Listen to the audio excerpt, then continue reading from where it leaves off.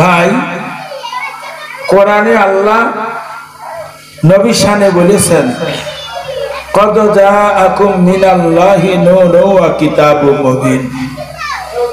জগৎবাসী, আমি তোমাদের দুটো নেয়ামত দান করেছি, একটা হলো কিতাবুল্লাহ কোরআন পাক, আর একটা নেয়ামত হলো নূর নবী মুহাম্মদ রাসূলুল্লাহ রাসূল পাক সাল্লাল্লাহু আলাইহি সাল্লাম। এখানে আল্লাহ নবীকে এক মূল্যবান নেয়ামত বললেন। কোরআনে আল্লাহ নবীর শানে বললেন, লাকাদ কানা লাকুম ফি রাসূলিল্লাহি উসওয়াতুন হাসানাহ। পৃথিবী জমিনে উত্তম আদর্শ হলো রাসূলুল্লাহর আদর্শ। কোরআনে আল্লাহ নবীর শানে বললেন, আমা আতাকুম রাসূলু ফাখুযুহু আমা নাহাকুম আনহু ফান্তাহু। আল্লাহ বললেন, আমার নবী যে কাজগুলো করেছেন, করতে বলেছেন, সে কাজগুলো করবে, যেগুলো করতে মানা করেছেন তার থেকে দূরে থাকবে। কোরআনে আল্লাহ নবীর শানে বললেন, কুলিন কুনতুম তুহিব্বুনাল্লাহ ফাত্তাবিউনি ইউহিব্বুকুমুল্লাহ। তোমরা যদি কেউ আমার সঙ্গে ভালো সম্পর্ক করতে চাও তো প্রথমে আমার নবীকে ভালোবাসো। আল্লাহ বলো নবীরই ভালোবাসতে বলে। কোরআন বলছে তোমরা নবীর ভালোবাসো। তার পরিমাণটা কত? বুখারীর হাদিস বলছে, লা ইউমিনু আহাদুকুম হাত্তা কুনা হাব্বা ইলাইহি মিন ওয়ালিদিহি ওয়া ওয়ালাদিহি ওয়ান নাস আজমাইন। হায় মুসলমানরা, তোমাদের বাপ মা, তোমাদের বিবি, ছেলে মেয়ে, অর্থ সম্পদ সকলে চেয়ে রাসূলুল্লাহর বেশি না ভালোবাসলে তুমি কিন্তু সম্পূর্ণ মুমিন না। সবচেয়ে নবীর বেশি ভালোবাসতে হবে। এত সময় ধরে শুধু শুনলেন যে নবী আমাদের কত ভালোবেসেছেন, কত দয়া দেখিয়েছেন, কিন্তু আমি বলতে যাচ্ছি নবীর আমরা কতটা ভালোবাসি। তাই নবী সব দেখেছেন তো? কেউ কিছু বলে না, দেখেনি না? আর দেখাটাও সম্ভব না, কারণ ১,৫০০ বছর আগে ইন্তেকাল করেছেন তো। সাহাবীরা কবর দিয়েছে, হাড় গোস্ত সব মাটি, ঠিক কিনা বলে? মাটি। বুখারী আর মুসলিমের হাদিসে জানানো হয়েছে, ইন্নাল্লাহা হারামা আলাল আরদি আন তাকুলা আসদাদাল আমবিয়া। নিশ্চয়ই মহান আল্লাহ তামাম নবীদের দেহগুলো মাটির জন্য ভক্ষণ করা হারাম করে দিয়েছেন। জোরে সুবহানাল্লাহ। আরো বুখারী মুসলিমের হাদিসে জানলাম, বিনফি কবরিহিম ইউসাল্লু নবী ফি কবরিহিম। নবীরা কবরে জীবিত, নবীরা কবরের ভিতরে নামাজ পড়েন, নবীরা কবরের ভিতরে জীবিত মানুষের মতন চলাফেরা করেন। তাহলে জিন্দা নবী দেখেননি কেন? এদেশের বড় আলেম আল্লামা রুহুল আমিন রাহমাতুল্লাহ আলাইহি তিনি তার কিতাবে লিখেছেন, যা থেকে রাসূলুল্লাহর স্বপ্নে দিদার হয়ে যাবে ওই লোকটার জন্য আল্লাহ জাহান্নাম আল্লাহ হারাম করে দেবেন। আল্লামা রুহুল আমিন তিনি তার কিতাবের ভিতরে লিখেছেন, প্রত্যেকটা ইমানদারের জন্য সবচেয়ে বড় দুশমনকে, ইমানদারের বড় দুশমনটা কে? শয়তান। বাহ, ইবলিস, শয়তান সবচেয়ে ইমানদারের বড় দুশমন। প্রত্যেকটা নারী পুরুষের মওতের সময় ও পাশের কাছে যায়, যে কলেমার আওয়াজ শোনে, বলো লা ইলাহা, লা ইলাহা। লা ইলাহা মানে আল্লাহ বলে কেউ নেই, প্রভু বলতে কেউ নেই, এর চেয়ে বেশি বলবে না। বলো। এই জায়গায় একটা কথা মনে রাখবেন, আপনার সামনে একজন মৃত্যুর শয্যা শায়ী, সে যেই ইচ্ছা সেই হোক, মামু হোক, খালু হোক, চাচা হোক, যেই ইচ্ছা সেই হোক, মৃত্যুর শয্যা শায়ী। আপনার দায়িত্ব হাউ মাউ করে কাঁদা না, ওখানে জোরে জোরে কলেমার আওয়াজটা সম্পূর্ণ শোনান, লা ইলাহা ইল্লাল্লাহু মুহাম্মাদুর রাসূলুল্লাহ জোরে জোরে শুনুন দেন। কারণ ইবলিস ওর পাশের কাছে বসে বসে কলেমার আওয়াজ হচ্ছে, যে কলেমাটুকু বললি ঈমান থাকবে না, লা ইলাহা ইল্লাল্লাহ, লা ইলাহা, এর চেয়ে বেশি বলবে না, নেই কোনো মাবুদ, এর চেয়ে বেশি বলবে না। আল্লামা রুহুল আমিন তিনি তার কিতাবে লিখেছেন, যে লোকটার সঙ্গে রাসূলুল্লাহর মহব্বত ও ভালোবাসা, ওই মানুষটা যখন মৃত্যু শায়িত হবে, হযরত আজরাইল জান কবজ করতে গিয়ে দেখবে ওর মাতার কাছে হযরত জিবরাইল আলাইহিস সালাম আর আমার নবী মুহাম্মদ রাসূলুল্লাহ সাল্লাল্লাহু আলাইহি ওয়াসাল্লাম হাজির আছেন। জোরে বলা যাবে না সুবহানাল্লাহ। আচ্ছা, যে জায়গায় জিবরাইল আর নবী বসে আছে, ইবলিস ওখানে যাবে? আচ্ছা, এই মউতটা ভালো বলে মনে হয় না? এই মউতটা ভালো যে আমার মরণের সময় কড়া মন্ত্রীর নেতা বেশ কিছু পুলিশ বসে বসে বেড়ি খাচ্ছে, আজরাইল জান কবজ করছে, এই মউতটা ভালো? নবীরই কেউ দেখতে চান নাকি? মানে এসে মরি যাচ্ছে, এরা নবী দেখতে চায় না, দেখতে চায়। কেউ যদি মনে করে নবীরই দেখবো, এই আশিকের কথা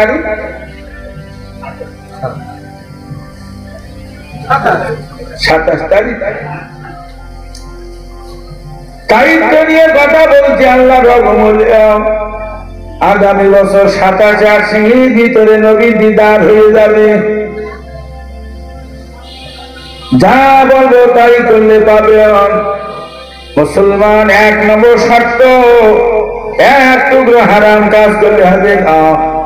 2 নম্বর শর্ত, এক টুকরো হারাম খেলে হবে না। 3 নম্বর শর্ত, একজন কামের মানুষিরাতে বায়াত গ্রহণ করতে হবে।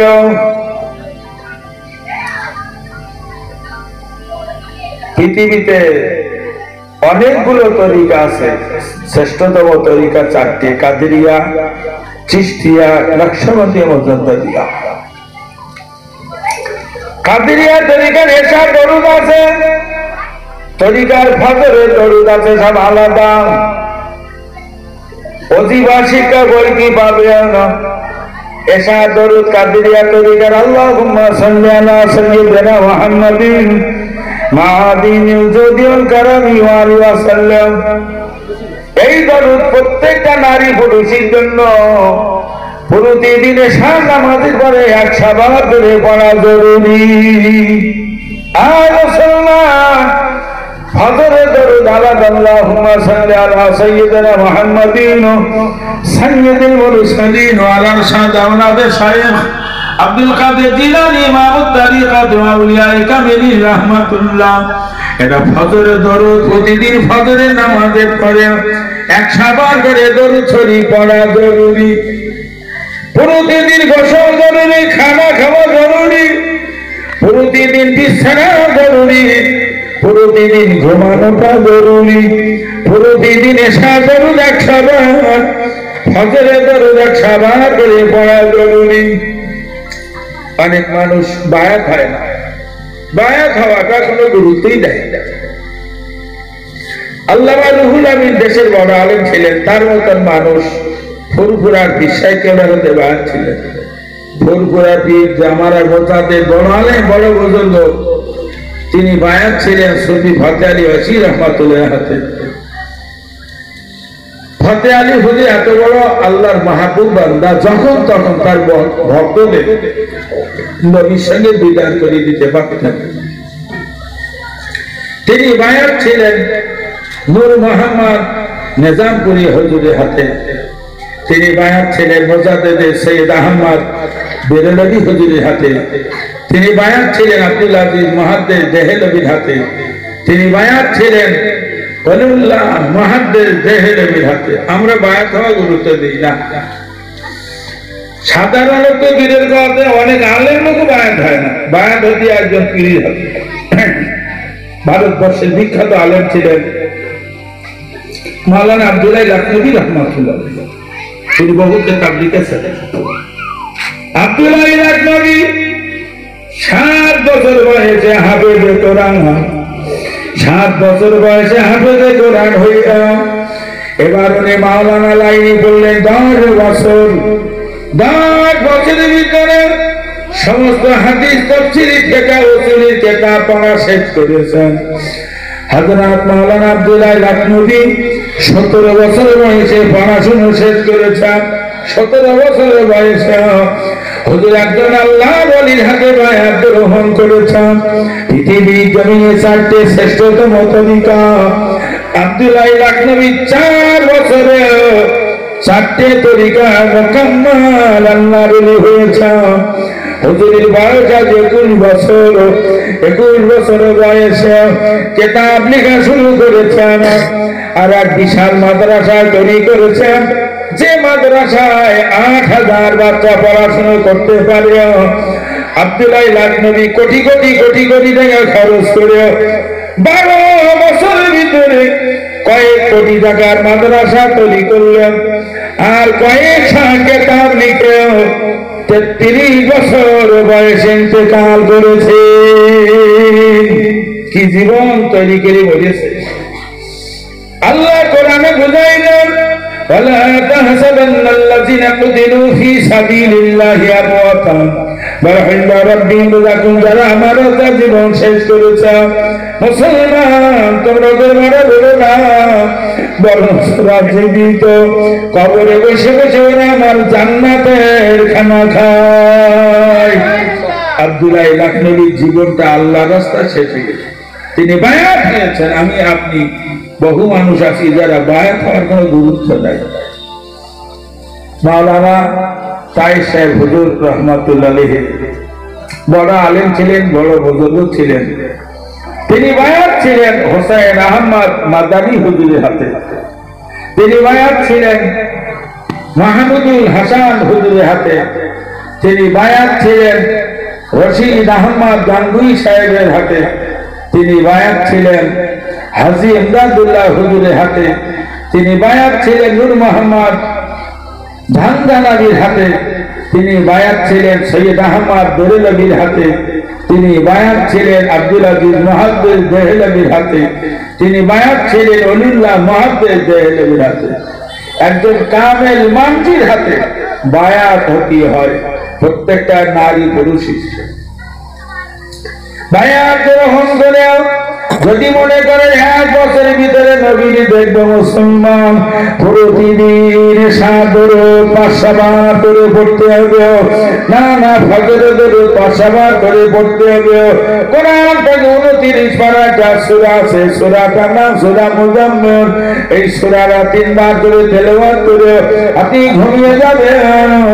আমার আল্লাহ রহমতে বড় পীর সহ খাজা আজমি সহ রাসূলুল্লাহর দিদার হয়ে যাবে।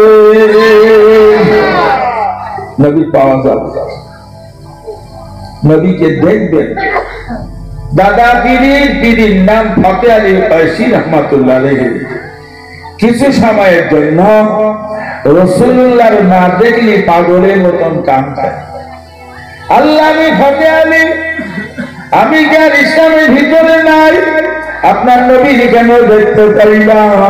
মুসলমান 60-70 বছর বয়স হয়ে গেল, একদিন নবী দেখিনি। নবী দেখার জন্য মন ব্যস্ত হয় নাই। আমরা নবী ভালোবাসি তাই নবী দিবস পালন করছি, কিন্তু সেইভাবে ভালোবাসি না। বুখারীর হাদিস রয়েছে তোর বাপ মা দিদি ছেলে মেয়ে সকলে চেয়ে নবী ভালোবাসতে হবে। ধরে না বাপ আর মা বেঁচে আছে, ঝগড়া দিয়ে শ্বশুরবাড়ি চলে গেছে, কিছুদিন পরে না মন ব্যস্ত হয় বাপের একটু দেখে আসে। কথা বোঝা যাচ্ছে নাকি? আমার কথা কি বুঝতে পারছেন আপনারা? বাপ মা সব মরে গে, কিছুদিন না কবর না দেখে মন একটু কবরটা দেখে আসি বাপের। আচ্ছা, ছেলে বিদেশে পড়ে, ফোন করে বলছি বাবা একটু বাড়ি এসে তোমার দেখার জন্য জানটা কাটছে। আচ্ছা, নিজের গিন্নির যদি 1 মাস না দেখি মন ব্যস্ত হয়ে গেলে, মানে এসব লোক আবার অদ্ভুত হচ্ছে না, মন ব্যস্ত হয়, পাগল হয়ে গেছে। গিন্নি 1 মাস না দেখলে পাগল হয়ে যায়, হজে গেছে হজে। আমার পাশে তুমি এক হাজি ছেলের কাছে ফোন করতে ওঠে, খোকা ওই বুধবারের দিন পেলেন দমদমে নামবে, তা খাওয়া তোর মারা তোর ছোট খালা তুলে আসিস। আমি আর ওরা তাড়াতাড়ি ফোন করে কেটে দিয়ে বসে, আমি কি জানি কেটা বলতাম না মারে আনতে। হ্যাঁ আজকে 40-42 দিন এখানে কাটালি, আর দমদমে নামলি 3 ঘন্টার ভেতরে তুই বাড়ি যাবি। 3 ঘন্টা পরে বৌদি না দেখলে হবে না নাকি? বৌদি দমদমে আনছেন, পাগল হয়ে যাচ্ছে গিন্নির না দেখলে। মুসলমান জীবনে একদিন নবী দেখি নাই, মন নষ্ট হয় নাই। জগৎ বড় নাহনা বিভাগে বলে আল্লামা শিবিলি নোমানি রাহমাতুল্লাহ আলাইহি হুজুর আমার বর্ণনা করেছেন, প্রতিদিন রাত যদি হয়ে গেল রাসূল পাক সাল্লাল্লাহু আলাইহি ওয়াসাল্লাম হুজুর আমার ঘরে এসে আল্লাহর নবী আমার 2 মুখে চুমা দিয়ে দিতেন। সুবহানাল্লাহ। একটু ভাবেন নবীর কতটা ভালোবেসেছেন, আর নবী তারে কত মহাব্বত করেছেন যে রোজ রাত্রি নবী তার ঘরে গিয়ে চুমো খান। সোনার বাড়ি কিনা আল্লাহ নবী ইন্তেকালের 14 দিন আগে নবী অসুস্থ, মাথা যন্ত্রণা হচ্ছে, খুব এত মাথা যন্ত্রণা হচ্ছে যে হুজুর মাঝে মাঝে বেহুশ হয়ে যাচ্ছে, কষ্ট। তো আমার নবী সবচেয়ে বেশি ভালোবাসতেন আবু বকরকে, আর আবু বকর জীবন অপেক্ষা নবীরই ভালোবাসতেন। তাই 14 দিন নবী ফাঁসি পড়িয়াছেন আবু বকর। আমার আল্লাহ আবু বকরের সামনে ফেলে নবীর ইন্তেকাল করাবেন না, হয়তো আবু বকর জ্ঞান হারিয়ে ফেলতে পারে। ইন্তেকালে কিছুক্ষণ আগে আমার আল্লাহ আবু বকরের মনটা ব্যস্ত করে দিয়েছেন। আম্মা জান আয়েশা সিদ্দিকা, হযরত ফাতেমা দুইজনকে বললেন নবীর পাশ থেকে দূরে যাবে না, বাবা আমি একটু বাড়ি থেকে ঘুরে আসি। যেই না আবু বকর বাড়ি চলে গেছেন, সেই আমার আল্লাহ বলেন আমার হাবিবের জানটা কবরস্থ রাসূল পাক সাল্লাল্লাহু আলাইহি ওয়াসাল্লামের জান কবরস্থ হলো। আবু বকরের বাড়ি খবর পৌঁছে দিল।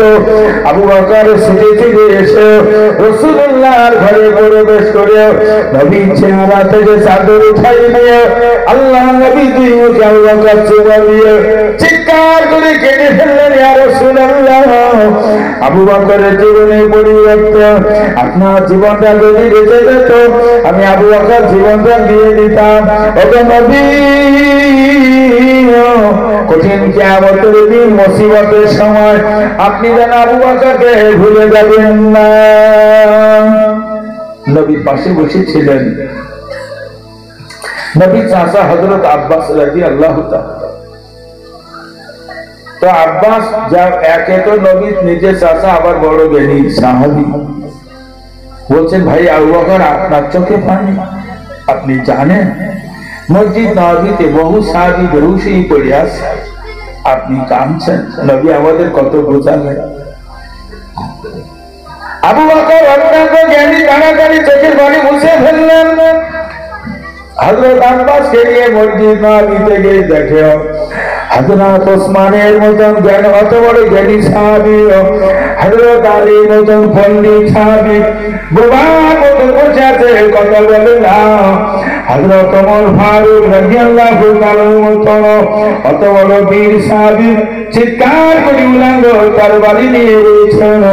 যে লোকটা বলবে নবীর ইন্তেকাল হয়ে গেছে, তরবারি দিয়ে টুকরা টুকরা করে দেব, তার মানে ওমরের মাথা খারাপ। আবু বকর মসজিদ নববীতে ঢুকে বলে ওমর বসে যা, এই ওমর বসে যা।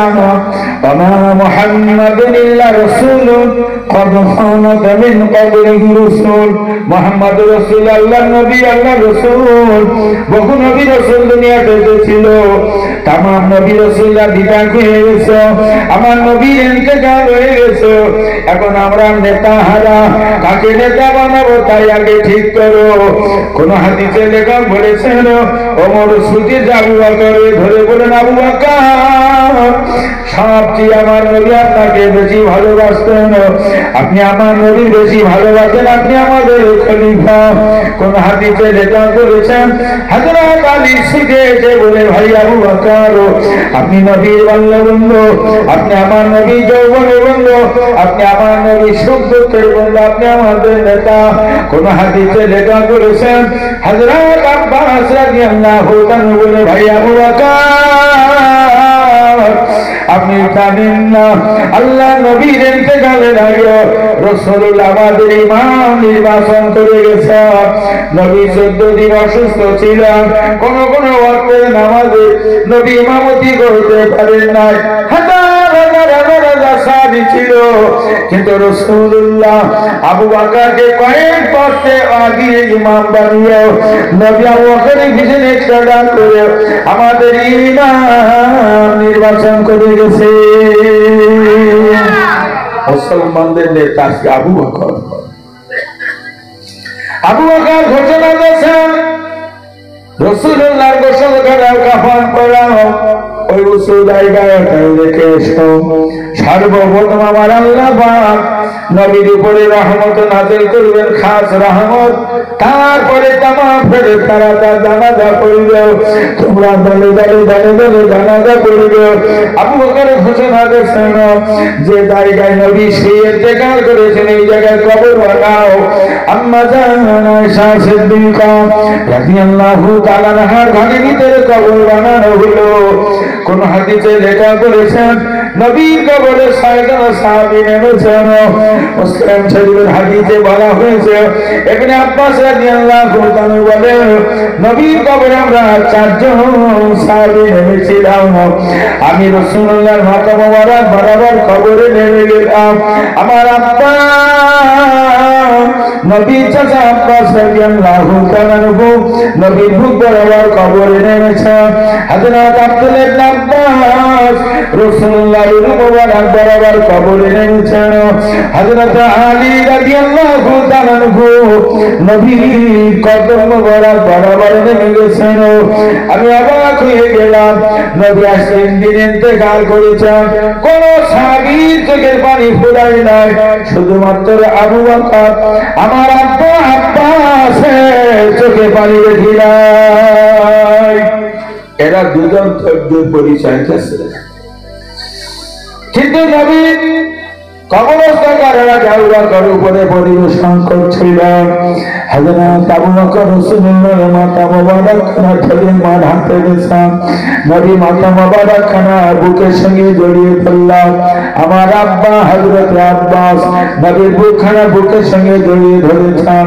হযরত আব্দুল্লাহ ইবনে আব্বাস নবীর উরুখানা বুকের সঙ্গে জড়িয়ে ধরলেন হযরত আলী নবীর কদম দুখানা বুকের সঙ্গে জড়িয়ে ধরে যেইনা কবরে শোয়াইলাম আবু বকর উপর থেকে চিৎকার করে বলে ফেললেন নবীর আব্বাস নবীর চেহারা থেকে কাফনের কাপড় খুলে দাও জনমের প্রথম কাপড় নবীর চেহারাটা দেখে নেয় ইবনে আব্বাস বলেন যেইনা আমি মুখের কাপড়টা খুলে দিলাম আবু বকর আমার কেঁদে ফেললেন দেখো না আমার নবীর ঠোঁট দুটো যেন বিড়ি বিড়ি করে হযরত ইবনে আব্বাস বলেন রাসূলুল্লাহর মুখের কাছে কানটা লাগিয়ে শুনছিলাম আমার নবী কেঁদে কেঁদে বলছেন আল্লাহ গুনাহগার উম্মতের উপায় কি হবে ও সোনার মানিকেরা ইবনে আব্বাস বলেন ওই দেখলাম আবু বকর কেঁদে ফেলেছে কিন্তু না না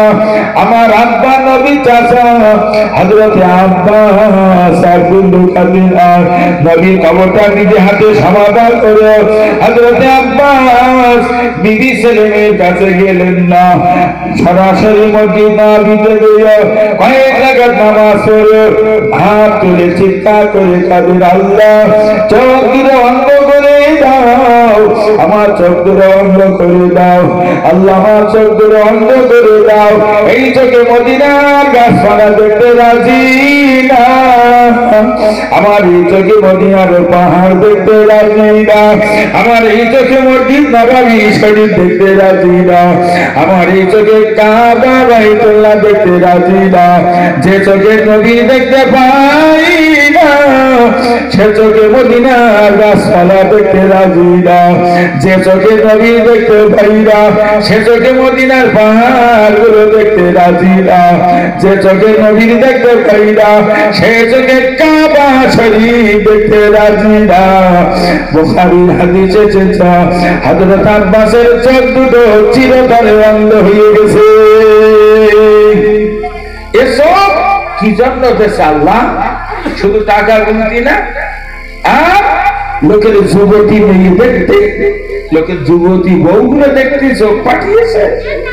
আব্বাস বলছেন যে চোখে নবী দেখতে পায় না, কিছুই দেখতে রাজি না। নবী মুয়াজ্জিন হযরত বেলাল রাদিয়াল্লাহু তাআলা গোসলা ফিলিপে বেরিয়ে যায় মদিনা ছেড়ে। সাহাবীরা বলে বেলাল কোথায় যাও? বেলাল বলে যে মদিনায় নবী দেখতে পাই না, আমি সেই মদিনায় থাকতে রাজি না। বেলাল দামেস্কে চলে গেল, 6 মাস পার হয়ে গেছে। আল্লাহ নবী সামনে ভিতরে বুঝালেন বেলাল এত নিষ্ঠুর হয়ে গেলি বাবা, আর সমাজের ভিতরে আমার মাথার একবার আসলি না। বেলাল সকালবেলা কাঁদিতে কাঁদিতে মদিনায় হাজির হয়ে গেছে। রাসূলুল্লাহর মাথা জিয়ারত করে মসজিদ নববীতে বসে আছেন। দুপুর ঘনিয়ে এসেছে, দলে দলে দলে দলে সাহাবীরা এসে বলছেন বেলাল আজকে করে জোহরে আযান দেওয়া লাগবে। বেলাল বললেন আযান দিতে বলো না, আমার আযান শোনার মানুষ নয়। না না না, একবার সাহাবী চলে গেছে হযরত হাসান হোসেনের কাছে। ভাই হাসান হোসেন রাদিয়াল্লাহু তাআলা আনহুমা, আপনারা দুই ভাই বেলালকে আযান দিতে বলুন না, আপনাদের কথা মনে বেলাল দূরে সারা দিলা। হাসান হোসেন এসে বলে বেলাল আযান দেওয়া লাগবে। বেলালকে দেখলে আযান দিতে বলবে না, আমি কারো সামনে দাঁড়িয়ে আযান দেব। হাসান হোসেন বলে বেলাল তোর কোনো কথা শুনতে চাই না, শুধু নামাজের জামানার আযান শুনতে চাই। বেলাল বসে থাকতে পারলেন না, উঠে পড়েছেন, আযান শুরু করে দিয়েছেন। আল্লাহু আকবার, আল্লাহু আকবার। চারিবার যখন আল্লাহু আকবার আওয়াজ দিয়েছেন, তামাম মদিনা সাহাবীগুলো পাগলের মতন দৌড়ায়, যুবকগুলো লাফাইতে লাফাইতে দৌড়ায়, বিনীত সাহাবীগুলো দৌড়ায়। ওরে জিন্দা নবীর কবর দিয়েছিলাম, ইয়াসান কেন শুনতে পাই? নবী কবর ভরে বার হয়েছে। তামাম মদিনা সাহাবীরা মসজিদ নববীতে হাজির হয়ে গেছে। বেলাল যখন বললেন আশহাদু আল্লা ইলাহা ইল্লাল্লাহ, তামাম মদিনার নারীরা হাড়ি উনানে ফেলে রেখে চিৎকার করে কাঁদতে দৌড়ায়। জিন্দা নবী কবর হয়েছিল, হুজুর কবর ঘুরে বার হয়েছে। মদিনা নারীরা দৌড়ে দৌড়ে মসজিদ নববীতে হাজির হয়ে গেছে। নবী পাগলেরা নবী দেখার জন্য পাগল হয়ে গেছে। বেলাল যখন বললেন আশহাদু আন্না মুহাম্মাদুর রাসূলুল্লাহ, বেলাল বেহুশ হয়ে পড়ে গেছে। সাহাবীরা বেলালকে সেবা করে বেলাল পড়ে গেলি বলে না না, আমি যখন আশহাদু আন্না মুহাম্মাদুর রাসূলুল্লাহ বলতাম, আমার নবী দিকে তাকিয়ে তাকিয়ে বলতাম, নবী জায়গাটা খালি যে আমি বেলাল সহ্য করতে পারি না। আল্লাহুম্মা সাল্লি আলা সাইয়্যিদিনা মাওলানা মুহাম্মদ ওয়া আলা আলি সাইয়্যিদিনা। এরা ছিল নবী পাগল। নবীর সাহাবীরা ছিল আল্লাহ পাগল আর নবী পাগল। এ জামানার মানুষ আমরা ঠিক দুটো পাগল, একটা টাকার পাগল, একটা মেয়ে লোক পাগল। সোনার জীবন তৈরি হবে। রাসূলুল্লাহ স্বপ্নে দেখলি কলিজে ঠান্ডা। আর আমার সোনার মাটি দিল নবী তখন দুনিয়াতে আসেন না। আসমান আর জমিন দুজনই ঝগড়া ছিল। আসমান জমিনকে ডেকে ডেকে বলতো, জমিন আমার কাছে চন্দ্র, আমার কাছে সূর্য, আমার কাছে বাইতুল মামুর, আমার কাছে জান্নাত, আমার কাছে আল্লাহর আরশ, তোর কাছে কিছুই নাই। জমিন আল্লাহর দরবারে কাঁদে না, আল্লাহ সব নিয়ামতগুলো আপনি আসমানে দিয়েছেন, আমি কোন নিয়ামতের ভাগিদার হতে পারি না। জমিন যুগ যুগ ধরে আল্লাহর কাছে কাঁদে।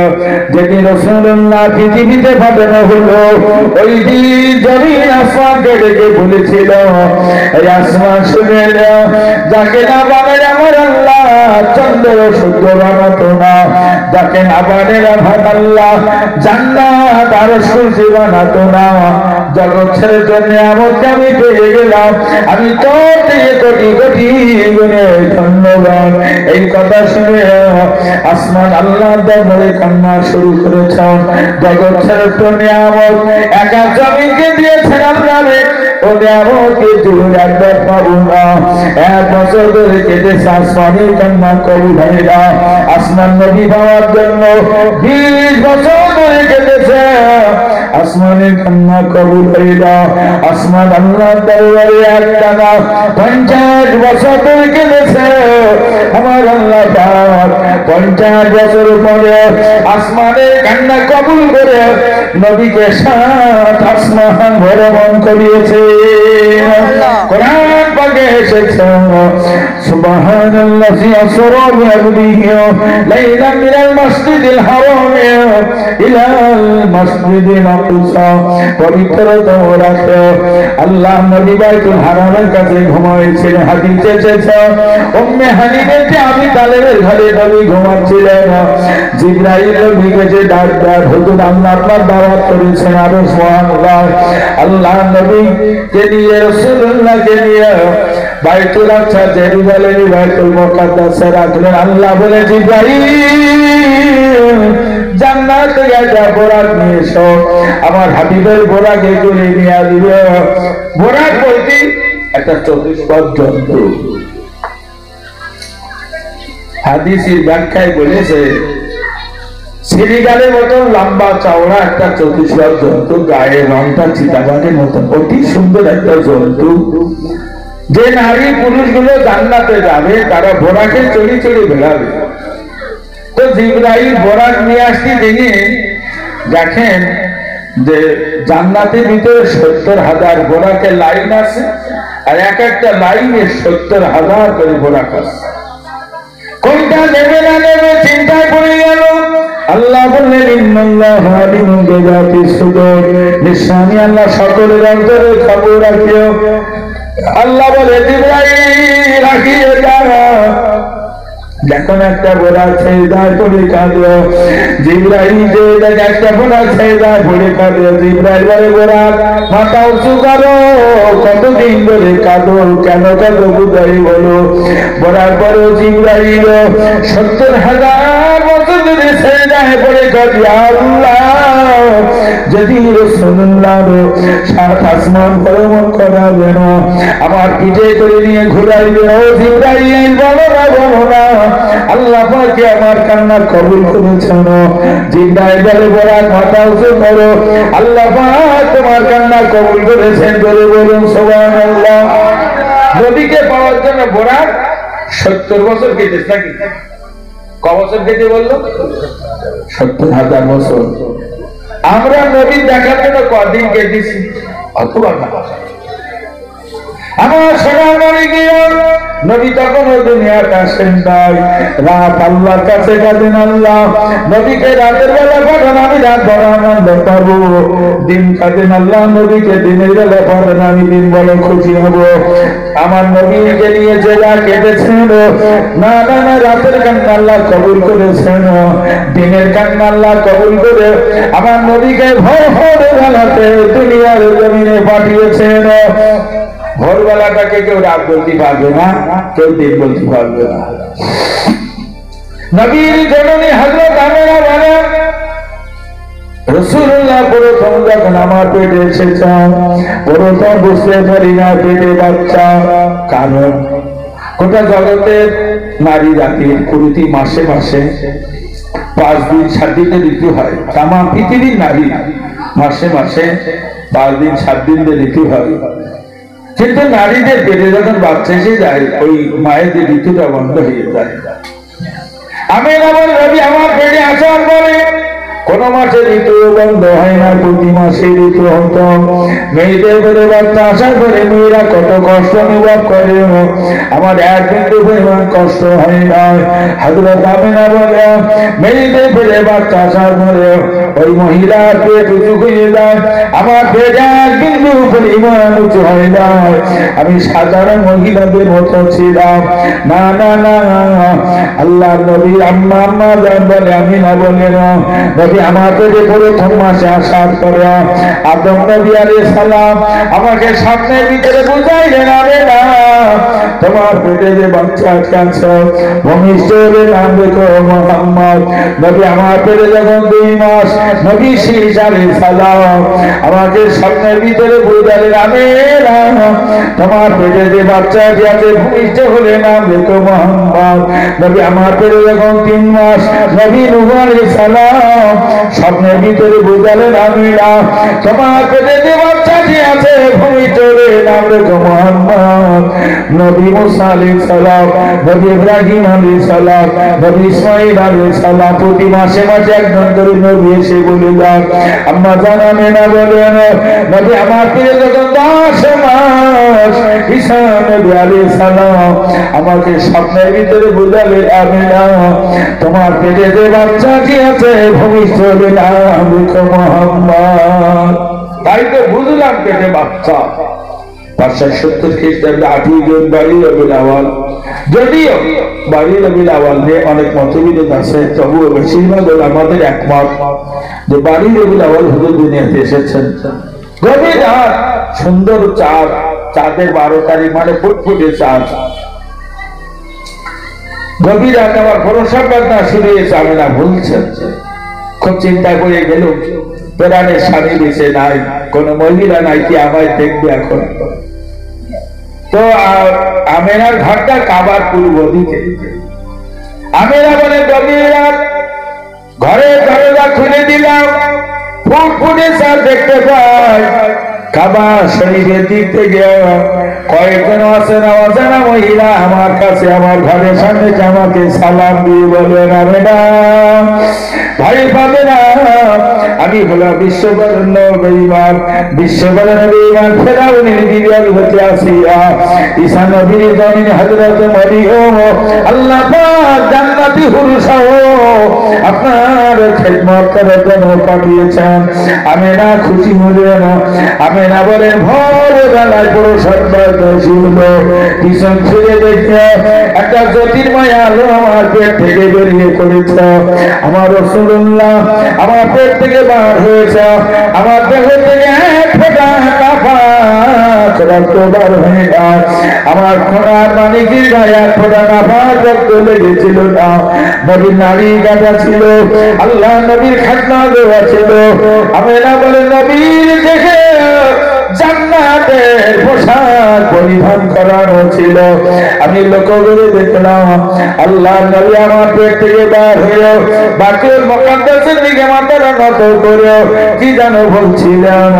মুখের কাছে কানটা লাগিয়ে শুধু শুনছিলাম নবী আল্লাহ আল্লাহ বলে আওয়াজ দেন। কিছু কিছু বক্তারা বলেন নবী মার পেট থেকে বেরিয়ে সেই দায় করে রব্বি হাবিব মতি বলে কথাটা সহি না। হুজুর আল্লাহ আল্লাহ বলে আওয়াজ দিয়েছেন। আমেনা রাসূলকে কোলে তুলে নিয়েছেন। জিবরাইল এসে বলছেন, আমেনা তোমার এই বাচ্চা কাউকে দেখানো যাবে না, তামাম ফেরেশতা সব আসছে রাসূলুল্লাহর দিদারের জন্য। নবী দাদা বললেন কাবার মোতাল্লি বলে আমি কাবার দরজার কাছে ঘুমাইছিলাম, ভোরবেলায় আমার কানে স্লোগান আসতে লাগলো, ঘুম ভেঙে গেল, উঠে দেখি না অগণিত ফেরেশতা কাবার ছাদে নামে ওখান থেকে হেঁটে হেঁটে আমিনার বাড়ির দিকে যায় স্লোগান দেয়। ঠিক এমনি ভাবে স্লোগান পড়ো, মারহাবা মারহাবা ইয়া রাসূলুল্লাহ, মারহাবা মারহাবা ইয়া হাবিবাল্লাহ, মারহাবা মারহাবা ইয়া রাসূলুল্লাহ, মারহাবা মারহাবা ইয়া হাবিবাল্লাহ। আব্দুল মুত্তালিব বলেন আমি আস্তে আস্তে আমিনার ঘরের কাছে পৌঁছে গেলাম। ওগো আমিনা, তুমি বাচ্চা প্রসব করেছো। আমিনা বলেন আব্বা জান, বাচ্চা প্রসব করেছি, তবে আপনি ঘরে আসবেন না, আপনার দাদিমণির দিদারে অগণিত ফেরেশতা। আব্দুল মুত্তালিব বলে মা সেটি কথা, দাদিমণির কেউ নাই, বাপ নাই, ভাই বোন নাই, আমি পরে তুমি দেখবো। এই বলে ঘরে পরিবেশ করতে একজন ফেরেশতা আব্দুল মুত্তালিবের হাত ধরে বার করে দিয়েছিল। আব্দুল মুত্তালিব 3 দিন কথা বলতে পারেন না। হযরত আমিনা 3 দিন বাদে যখন রাসূলুল্লাহকে আব্দুল মুত্তালিবের কোলে দিয়েছেন, আব্দুল মুত্তালিবের জবান খুলে গেছে। সুবহানাল্লাহ। হুজুর আমিনার কোলে আসেন।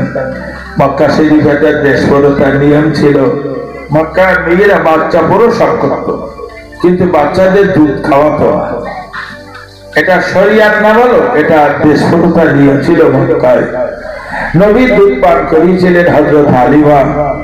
হালিমা বলছেন আমি বাড়ির সামনে রাস্তা হেঁটে যাচ্ছি, একটা গায়েবী আওয়াজ শুনছে, হালিমা তোমার নসিব বড় ভালো, মক্কা করে বংশের এতিম বাচ্চা তোমার দুধ খেয়ে বড় হবে। এদিকে ওদিকে তাকাচ্ছেন, কাউকে পাচ্ছেন না, কে আওয়াজ দিচ্ছেন। বাড়িতে দিয়ে স্বামীকে বুঝাচ্ছেন মক্কায় দিতে হবে। বলে এখন মক্কায় যাওয়া সম্ভব? বলছে আমি না এটা বারবার আওয়াজ শুনছি। বলে দেখো আমাদের দেশের মেয়েরা সব মক্কায় গেছে বাচ্চা নিয়ে আসার জন্য, আমরা যে কোনো বাচ্চা পাবো না। দ্বিতীয় নম্বর কথা শুনে আমাদের উট দুর্বল, এই উট মক্কা বলতে হেঁটে যেতে পারবে না। হালিমা বলে কোনো কথা শুনবো না, এমন গাইবে আমার জীবনে শুনি নাই, চলুন ফেরানে স্বামী গো মক্কায়, না জানি কি বরকত লুকায় আছে। হালিমা স্বামীকে উঠে চড়ে বসলাম, কিছু দূর যেতে না যেতে দুর্বল গা চলতে পারে না, উঠকে গাছে বেঁধে রেখে হালিমা নবীর পাগল হয়েও মক্কা জমিনে চলে গেছেন। স্বামীকে খাবার সামনে বসিয়ে রেখে অলিতে গলিতে ঘুরে ঘুরে কোনো বাচ্চা পাই না। ঠিক আমিনার কুড়ে ঘরের সামনে দিয়ে যখন রাসূলুল্লাহ দুজনা হালিমা ফিরে আসে, আমিনা ডাক দেন বুবু যান, আপনি চলে যাবেন না, ঘুরে যান আমার বাড়ি আসুন, বাচ্চা নিতে এসেছেন। না না না, মক্কায় কোনো বাচ্চা পাবে, এখানে কোনো বাচ্চা পাবে না, সব বাচ্চা আপনার দেশের মেয়েরা নিয়ে গেছে। আমার এই বাচ্চাটা কেউ নিল না, আমার এই বাচ্চার বাপ নাই, ভাই বোন নাই, দুধ খাইয়ে বড় বলে বিশেষ কিছু পাওয়া যাবে না, এই জন্য কেউ নিল না। তবে দুটো কথা আপনাকে শোনাবো, আমার এই বাচ্চা পেটে আসার আগে, বাচ্চারা পেটে আসার পরে, বাচ্চারা ভূমিষ্ঠ হওয়ার আগে, বাচ্চারা ভূমিষ্ঠ হওয়ার পরে আমি যা অলৌকিক ঘটনা দেখেছি, জগতের কোন নারী তা দেখেন নাই, শোনেন নাই। ও আর একটা কথা বলি, এই বাচ্চার বাপ মা থাকলেও দাদা আছে, আমি আছে, যতটা সম্ভব উপঠাও দম দেব। হালিমা রাসূলুল্লাহকে নিয়ে বুঝতে পেরে আমি যে গাইবি আওয়াজ শুনছিলাম এই সেই বাচ্চা। হালিমা স্বামীর কাছে দিয়ে বললেন আমি যে বারবার গাইবি আওয়াজ শুনছিলাম এই সেই বাচ্চা পেয়ে গেছি। শোনেন না, এই বাচ্চা আমার দেশের মেয়েরা কেউ নিতে রাজি হয় না, এর বাপ নাই, ভাই বোন নাই, একে দুধ খাওয়ালে বিশেষ কিছু পাবে না বলে কেউ নিল না। স্বামী গো বাচ্চার মা মাকে বলেছে এই বাচ্চা দাও, পেটে আসার আগে পেটে আসার পরে ভূমিষ্ঠ হওয়ার আগে ভূমিষ্ঠ হওয়ার পরে যা অলৌকিক ঘটনা দেখেছ জগতের কোন নারী তা দেখেন নাই শোনেন নাই। এই দেখুন না সারাদিনে শুধু বাচ্চা যাই না আমি করে নিলাম, বাচ্চাটা আমার মুখের দিকে তাকিয়ে মিস করে হেসেছে। আমি জীবনে শুনিনি সারাদিনে শুধু বাচ্চা কারো দিকে তাকিয়ে হাসতে পারে। হালিমার স্বামী অনুমোদন দিয়েছেন, নবীর কাছ নবী জননীর কাছে পুনরায় হালিমা নিয়ে আলোচনা করে নিয়েছেন। আমি না বুঝালেন বুঝা আমার বাচ্চার বাপ নাই, ভাই নাই, বোন নাই, যদি কিছু ত্রুটি করে ক্ষমা নজরে দেখবেন। অনেক কথা বুঝিয়ে দিয়ে গেছেন। হালিমা প্রথমে নবীকে নিয়ে বুকের স্থানে মুখ জড়িয়ে গেছেন, ওদের গড়গড় গড়গড় গড়গড় করে দুধ খেলাম। দ্বিতীয় স্থানে নবীর মুখটা লাগল, নবী তৃতীয় স্থানে দুধ খেলেন না। হুজুর যখনই দুধ খেতেন একটা স্থানে দুধ খেতেন। আল্লাহ সতর্কবাণী শুনিয়েছেন, হাবিব দুইটা স্থানে দুধ যেন খাবেন না। হালিমার আর একটা নিচের ছেলে আছে, 7 স্থানের দুধ খাবে।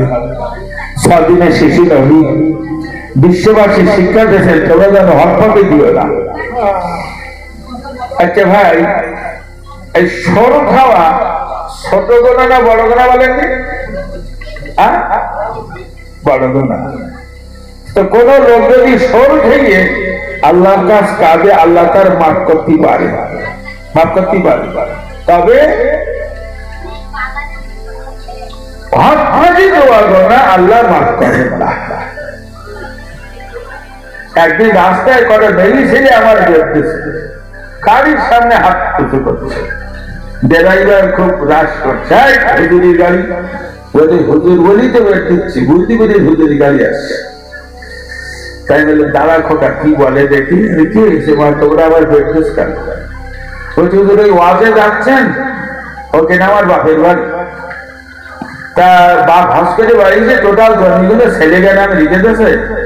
আমরা এই কয়েকগুলির পরের ছেলের হাতে লাঠি যেটা খাচ্ছি, তাই সব আজকে শুনিছি আপনি আসবেন, তাই আপনার সঙ্গে একটু কথাটা বলবো। তাই হাজি হক দিতেছ, তোমার হস করে দিয়ে যাবে, তোমার কবরে বাস করবে। হক দিতে পারবে না, আল্লাহ মাফ করে না। 6 দিনে শিশু নবী জগৎবাসী শিক্ষা দিয়েছেন, হক পথে দিও না। আমার সোনার মানিকেরা রাসূল পাক সাল্লাল্লাহু আলাইহি ওয়াসাল্লামকে দিয়া হালিমা বলেন, যেই না দুর্বলদের কাছে পৌঁছে গেলাম, নবীজির বরকতে উঠে চেহারাটা সুন্দর হয়ে গেছে। রাসূলুল্লাহকে নিয়ে উঠে চলে বসলাম, উঠে চলে চলতে লাগলো। আমাদের দেশে যেসব মেয়েরা বাচ্চা নিতে চেয়েছিল, ওদের আগে আগে আমার বাড়ি পৌঁছে গেছে। হালিমা বলেন, বাড়িতে যাওয়ার পরে বাড়ির বাকি যাবতীয় দুম্বা করে চেহারা রাসূলুল্লাহর বরকতে সুন্দর হয়ে গেছে। আল্লাহ নবীকে নিয়ে রাতে ঘুরে ঘুরে এসেছি, কিন্তু নবী কাপড়ে পেশাব পরিষ্কার করেন না। আমার নবী জীবনে কোনোদিন বিছানায় পেশাব পরিষ্কার করেন না। হালিমা চিন্তায় পড়ে গেল, বাচ্চা তো পেশাব পরিষ্কার করেন না। বাইরে নিয়ে হাত করে বললেন, বাবা একটু পেশাব পায়খানা করো। নবী পেশাব পায়খানা করেছেন, জমিন ফাঁক হয়ে পেশাব পায়খানা গুলো খেয়ে ফেলেছে। হালিমা বলে, নবী পেশাব পায়খানা বলে মাটি খেয়ে ফেল। ঠিক আছে, পেশাব পায়খানা তো দেখা যায় না, পাহাড়ের উপরে নিয়ে গেছে। আল্লাহ নবীকে বলে, বাবা একটু পেশাব পায়খানা করে দাও। আমার নবী পেশাব পায়খানা করেছেন, পাহাড় ফাঁক হয়ে পেশাব পায়খানা করে খেয়ে ফেলেছে। ও বাবা সোনার মানিকেরা, জগৎ বরুণ হানাফি মাযহাবে বলেন আল্লামা ইবনে আবিদিন রুহুল মুহতারে বলেছেন রাসূলুল্লাহ পেশাব পায়খানা পবিত্র ছিল জোরে বলা যাবে না সুবহানাল্লাহ। হযরত আল্লামা শিবলি নওয়ানি রাহমাতুল্লাহ আলাইহি তিনি তার কিতাবে লিখেছেন নবীজি পেশাব পায়খানা আতরের চেয়ে সুঘ্রাণ ছিল। হযরত হালিমা বলেন নবীকে বাড়ি নিয়ে যাওয়ার পরে 1 মাসের ভিতরে নবী উমর হতে শিখেছেন, 2য় মাসে রাসূলুল্লাহ বসতে শিখেছেন, 3 মাস বয়সে নবী হাওয়াতান শিখেছেন, 4 মাস বয়সে আল্লাহর নবী দাঁড়াতে শিখেছেন, 5 মাস বয়সে রাসূলুল্লাহ আদো কথা বলতে হাঁটা চলা করতেন, 6 মাস বয়সে আমার রাসূলুল্লাহ বিশুদ্ধ আরবি ভাষায় কথা বলতেন আর মক্কার যুবকদের সঙ্গে দৌড়াদৌড়ি করতেন। জোরে বলুন সুবহানাল্লাহ। হালিমা রাসূলুল্লাহকে বলছে যে আমিনা যে বুঝালেন যে জীবনে বহুত অলৌকিক ঘটনা দেখেছি যা জগতে কেউ দেখিনি কোন নারী, তো আমি তো বাড়িতে তো বিরাট অলৌকিক ঘটনা দেখছি। 4 বছর একটানা ছিলেন। হালিমা জানে আব্দুল্লাহ বলেন আম্মা দুধ বাড়িতে যান একটু মাঠে নিয়ে খেলা করো। আল্লাহ নবী দুধ মা বললেন না না বাবা মোহাম্মদকে নিয়ে যেও না, ওর মার একমাত্র কলিজা, তো কোনো বাপ নাই ভাই বোন নাই, একটা কিছু ঘটে গেলে ওর মার সামনে কয় দিয়ে দেওয়া যাবে না। আব্দুল্লাহ শোনে না, আবদার করে বারবার, রাসূলুল্লাহকে নিয়ে মাঠে চলে গেছে। একদল ছেলেরা ঘেরাওয়া করে বসে কথা বলছে। দূর থেকে 2জন সাদা জুব্বাদারি পাগড়ি বাঁধা মানুষ এসে আল্লাহ নবীকে ধরে নিয়ে গেল, উঁচু বানানে মাথায় নিয়ে বুক থেকে নাভি পর্যন্ত কেটে ফেলেছ, ওতে নারী বুড়িগুলো বার করে ফেলেছ। না না না, আব্দুল্লাহ চিৎকার করে তাদের দৌড়ে দৌড়ে বাড়ি যাও। সব ঘটনাটা খুলে বললেন। আল্লাহ নবী দুদুমা হালিমা কাঁদিতে কাঁদিতে মাঠে যাও, পাহাড়ের মাথায় উঠে আমার নবীকে জড়িয়ে ধরে বলে বাবা আমার কি হয়েছ? হুজুর বললেন আম্মা বুঝাইতে পারবো না, তবে 2জন মানুষ আমার এই পাহাড়ে মাথায় নিয়ে বুক থেকে নাভি পর্যন্ত কেটে নারী ভুড়ি দিল করে যা বার করে পবিত্র পানি দিয়ে সাফ করে দেশে একদিন কষ্ট হয়ে যায়। জিবরাইল আর মিকাইল ফেরেশতাকে দিয়ে আল্লাহর নবী দিল কলিজার নারী বুড়ি সাফ করেছে। এই একে সিনা চাক বলে, এটা কোন নবীর কোন ওলির না, আমার রাসূলুল্লাহর জন্য খাস। কিন্তু সিনা চাক নবী 4 বার করা হয়েছে। প্রথম 4 বছর বয়সে, দ্বিতীয়বার 12 বছর বয়সে, তৃতীয়বার 40 বছর বয়সে হুজুর নবুয়ত পেয়েছিলেন, চতুর্থবার 50 বছর বয়সে নবী নবুয়ত মানে সিনা চাক হয়েছেন 50 বছর বয়সে। মেয়েরাজে রাখতে পৃথিবীর কোন নবীর কোন ওলির এটা করা হয়নি, এটা আমার রাসূলের জন্য স্পেশাল খাস। তো এটা ধরেছি পড়েন আল্লাহুম্মা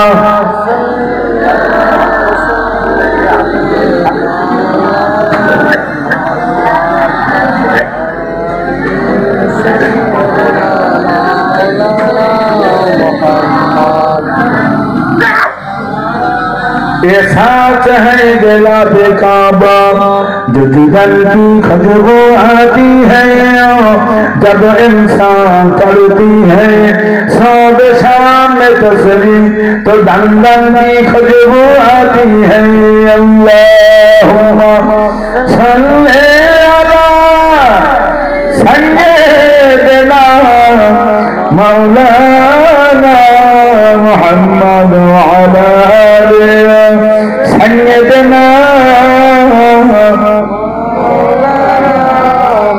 সোনার বন্ধুরা, রাসূলের সিরাতের মজলিসে বিরাট মর্যাদা সম্মান, যে নবীর মর্যাদা ইজ্জত আল্লাহ দিয়েছে সেই নবীর শানে এই মাহফিল, নবী দিবস পালন করবেন। নবী দিবস পালন করলে এটা মাহফিল গুলো আপনারা যেন ভাববেন না যে কোনো মানুষ বসে আছে, অগণিত রহমতে ফেরেশতারা, নেককার জেনেরা, আল্লাহর ওলিরা, আল্লাহর নবীরাও রুহানি হালাতে এসে বসে। তো যাই হোক, এই নবী দিবসের সভা প্রচুর টাকা খরচ, আবার আগামী বছর হবে ইনশাল্লাহ। তো আগামী বছরের